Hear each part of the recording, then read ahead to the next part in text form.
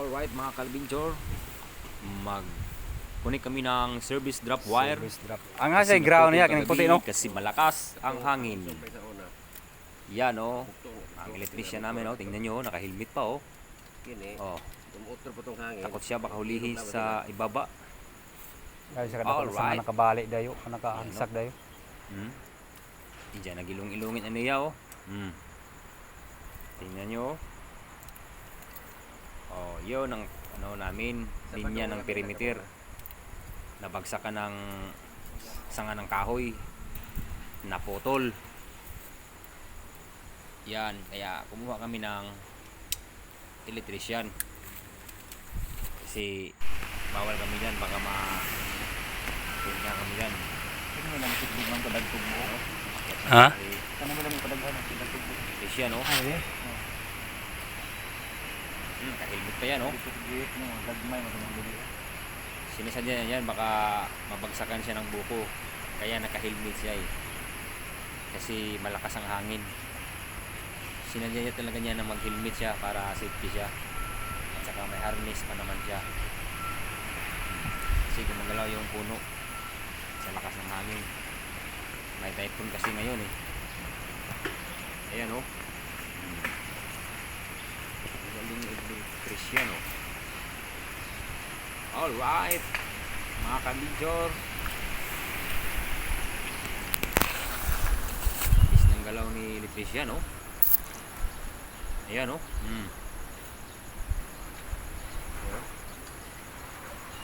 Bilis ng galawan niya o.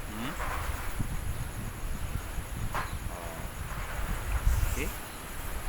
Tingnan niyo si electrician o.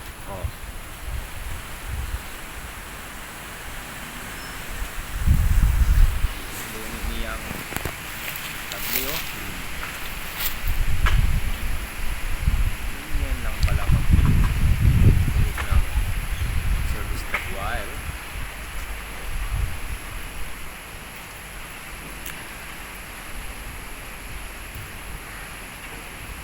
Yan. Alright. Malapit na matapos ni electrician na siya ng ano, nilagyan na niya ng ano, electrical tip.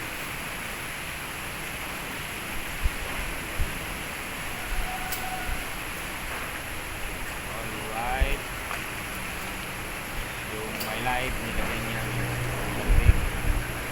Kasi yun ay buhay. Yung kagli naman yung kulay puti, ano lang yan, ground lang yan. Pero pag ano yan,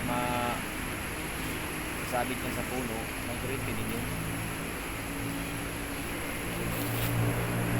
Kahit isa na electrician no?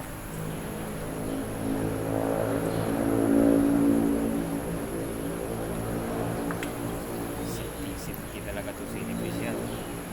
May harness pa, may helmet pa. Alright, kabidyor, malapit na matapos ng electrician yung ilaw namin sa perimeter. Kasi nataga na lagyan niya ano, sanga ng kahoy malaki. Alright,